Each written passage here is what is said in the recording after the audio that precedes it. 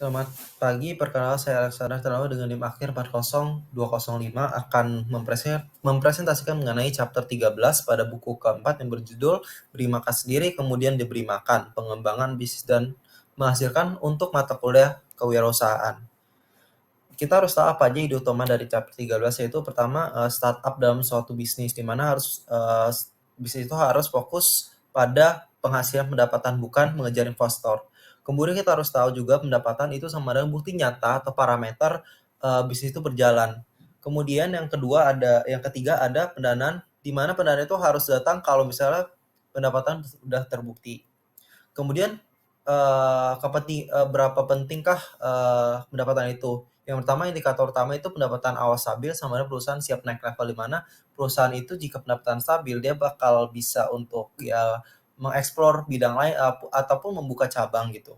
Kemudian yang kedua adalah pendapatan itu harus lebih besar daripada MVP, ide atau kredibilitas sendiri. Jadi lebih unggul lah gitu. Kemudian ada startup pendanaan revenue itu dibagi jadi 3. Yang pertama itu pendapatan stabil, di mana pendapatan stabil itu pendapatannya itu sama tiap bulan revenue-nya. Jadi tidak ada perubahan, walaupun ada perubahan sedikit itu tidak terlalu mempengaruhi ke pendapatan atau keuntungan lah gitu. Yang kedua ada pendapatan awal, di mana pendapatan yang biasanya didapat pada awal pengerjaan bisnis. Yang ketiga itu ada pendapatan saat baru meluncurkan produk, di mana pendapatan ini diperoleh dari hasil produk itu sendiri, hasil jual produk itu sendiri gitu. Kemudian ada mengenai upgrading perusahaan, di mana perusahaan itu umumnya baru masuk periode akselerasi atau percepatan umumnya dalam waktu 6 bulan, di mana dalam fokusnya itu ada pengembangan bisnis, ada PR dan reputasi, dan stabilitas teknologi, di mana pengembangan bisnis itu di mana satu bisnis itu bisa berkembang ke bidang lain ataupun perkembangannya lah gitu. Bagaimana dia akan mengekspor lebih mengenai perbisnisan pada bidang itu ataupun ekspor ke bidang yang lain. Yang kedua ada PR dan reputasi, ini lebih ke arah reputasi, di mana suatu perusahaan itu akan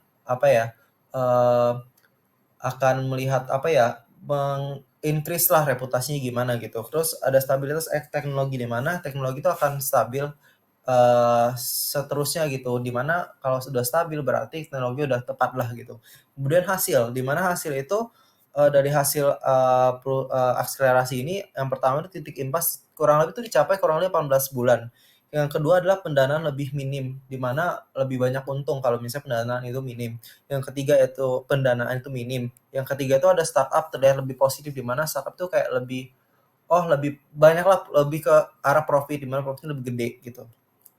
Terus ada pendiri itu kita harus tahu apa peran dari bisnis ini gitu. Dimana pendiri itu harus jadi penjual aktif, dan pendiri itu tidak ada kata yang namanya aku nggak bisa ngejual. Terus karena pendiri itu adalah suatu penjual aktif, maka kalau misalnya penjualan itu nggak ada, itu otomatis pendapatan pada perusahaan tuh nggak bisa tertahan lah gitu. Jadi kemampuan menjual itu tuh jadi fondasi utama untuk membangun bisnis yang sukses, terutama dalam tahap awal. Karena tahap awal itu merupakan tahap krusial dalam suatu bisnis. Kemudian ada studi kasus yang pertama itu mengenai Crashbot, di mana Crashbot itu ada contoh startup yang bagus lah untuk memperbaiki kinerjanya, yang beralih fokus dari pencarian dana ke peningkatan pendapatan. Di mana dari awal itu 50.000 lah menjadi 5 lah per bulan. Sementara untuk pengeluaran mereka tuh tetap terkontrol lah gitu. Juga sejak 2017 mereka mencapai pendapatan positif, dan perubahan strategi membawa koreksi arah bisnis yang signifikan, termasuk penguatan tim penjualan, keterlibatan langsung pendirian, dan menangani pelanggan besar gitu. Terus ada di mana Crashbody juga selain itu Crashbody juga berfungsi di dalam halnya gitu, di mana itu berfungsi sebagai marketplace untuk berbagai khusus seperti seni, olahraga, tari, film, dan teknologi, di mana Kasper itu kayak bukan cuma satu itu doang, kayak nyari duit doang, tapi dia juga memberikan keuntungan lah gitu untuk penerimanya, di mana mereka tuh membantu penyedia kursus mengisi slot kosong ataupun memberikan kelas coba secara gratis pada pengguna, dan juga menjual prospek berkualitas tinggi pada instruktur.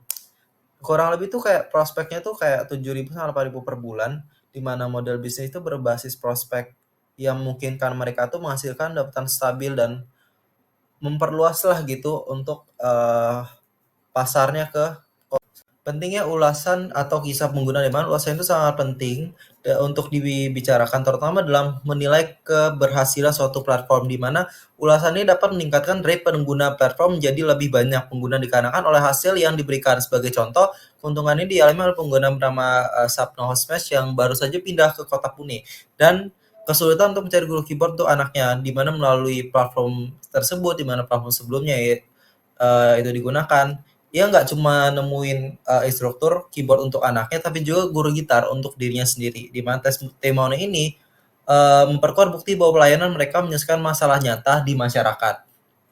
Kemudian ada beberapa contoh atau studi kasus lah gitu.